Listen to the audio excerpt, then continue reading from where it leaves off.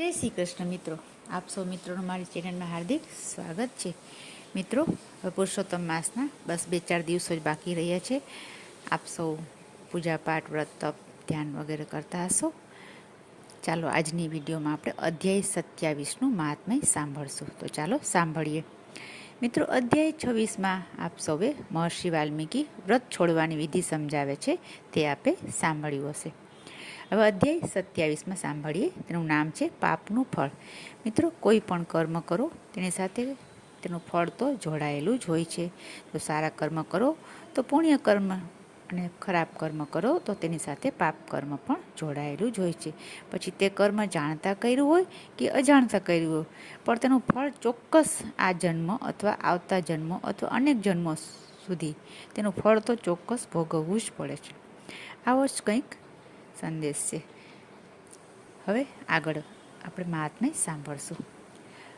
મહર્ષિ વાલ્મીકીએ રાજા દ્રુપદધનવાને કહ્યું, રાજન, હવે હું અયોધ્યા સરયુ નદીને કાંઠે જઈશ.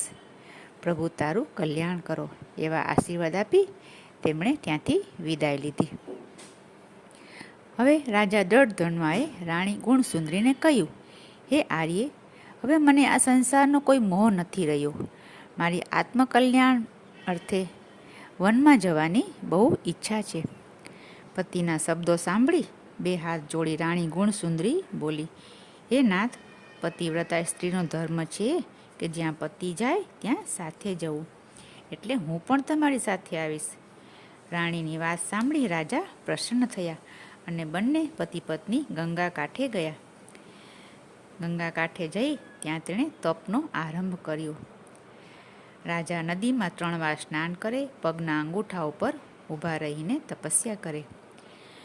ક્યારેક આકાશમાં દૃષ્ટિ નોંધી શ્રી કૃષ્ણનો નામનો જાપ કરે.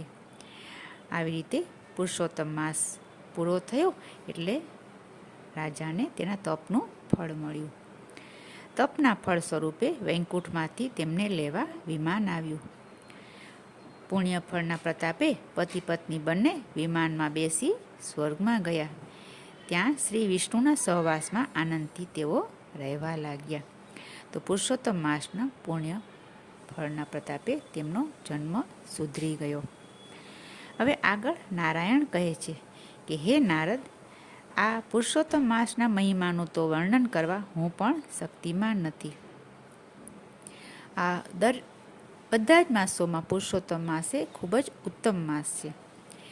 એક વાંદરાએ અજાણતા 3 દિવસ સુધી અભ્ર સ્નાન કર્યું, તેથી તેના બધા જ પાપો દૂર થઈ ગયા હતા અને અંતે વિમાનમાં બેસી તે ગોલોકમાં ગયો હતો. ત્યારે નારદ મુનિએ પૂછ્યું, ભગવાન, એ વાંદરો કોણ હતો અને કઈ રીતે અને કઈ જગ્યાએ તેણે અભ્ર સ્નાન કર્યું તે જણાવવાની મને કૃપા કરો. નારદે જ્યારે પૂછ્યું ત્યારે ભગવાન બોલ્યા, હે નારદ, સાંભળ. કેરળ દેશમાં એક ચિત્ર શર્મા નામનો લોભી બ્રાહ્મણ રહેતો હતો. તે ખાવા પીવા અને પહેરવામાં ઘણી જ કરકસર કરતો હતો. જેટલા પૈસા મળે તેટલા તે ભોંયરામાં દાટી દેતો. તે કરગરીને દાન દક્ષિણા લાવતો, પરંતુ 1 પૈસો પણ દાનમાં કે ધર્મ કાર્યમાં ક્યારેય વાપરતો નહીં. તેથી લોકો તેને કદરી કંજૂસ કહેતા હતા.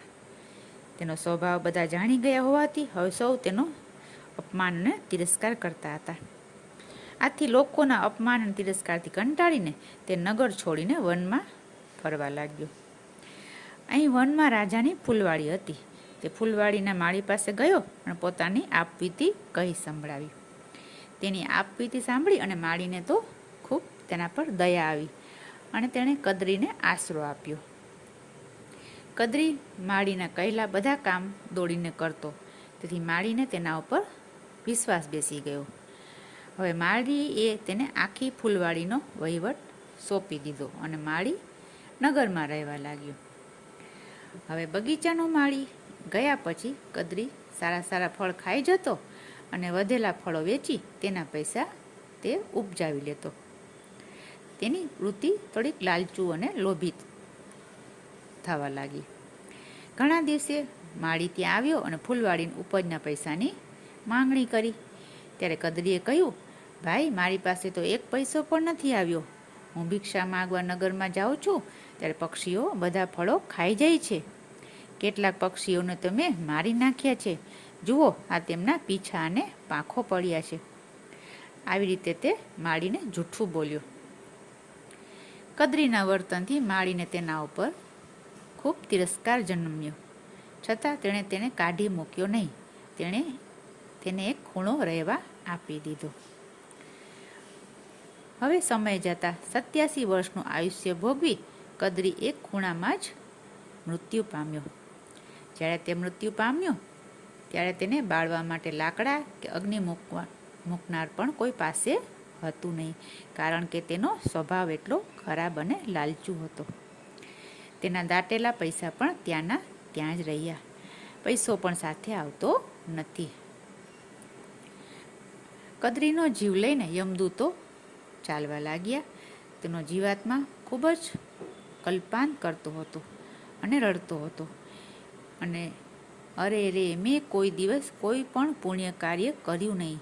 મારી પાસે પૈસા હોવા છતાં કોઈ ગરીબને કે દુઃખીજનને મેં ભોજન કરાવ્યું નથી. મને મારી જાતને ધિક્કાર છે. મેં કાંઈ પણ વ્રત દાન પણ કર્યું નથી. હવે મારી શું ગતિ થશે? આમ કહી તે અંદર અંદર પશ્ચાતાપ કરવા લાગ્યો. હવે યમદૂતો તેના જીવને લઈને યમરાજા પાસે ગયા. યમરાજાએ ચિત્રગુપ્તને કહ્યું, આના કયા કયા પુણ્ય કર્મો છે અને કયા કયા પાપ કર્મો છે તે મને જણાવો. ત્યારે ચિત્રગુપ્ત બોલ્યો, આ અભાગી જીવે કોઈ દિવસ પુણ્ય કર્મ કર્યું નથી અને તેના પાપ કર્મોનો તો કોઈ પાર જ નથી. તેના ઉપર દયા કરનાર માળીને પણ તેણે સાથે વિશ્વાસઘાત કર્યો છે અને તે બગીચાના ફળો ચોરી અને ખાઈ જતો હતો. તેને માળી સાથે ખૂબ જ વિશ્વાસઘાત કર્યો છે. ચિત્રગુપ્તની વાત સાંભળી યમરાજા તો ક્રોધે ભરાઈ ગયા અને બોલ્યા, આ દુષ્ટ પાપી લોભી જીવને 1000 વાર સુધી વાંદરાની યોનિમાં જન્મ આપો કે જેથી તેને વિશ્વાસઘાતનું ફળ મળે. આવી રીતે તે બ્રાહ્મણને પોતાના પાપ કર્મોના લીધે વાંદરાની યોનિમાં જન્મ મળ્યો. હવે આગળની કથા આપણે અધ્યાય 28માં સાંભળશું. આપે જો હજી સુધી ચેનલને સબસ્ક્રાઈબ ન કરી હોય તો કૃપયા કરી લેશો, જેથી આગળની વાર્તા મહાત્મય આપને સાંભળવા મળતા રહે. આશા રાખું છું વિડીયો સારી લાગી હશે. મિત્રો સંબંધીઓમાં શેર કરશો અને કોમેન્ટમાં જય શ્રી કૃષ્ણ લખશો. ફરીથી મળશું. જય શ્રી કૃષ્ણ. જય પુરુષોત્તમ ભગવાન.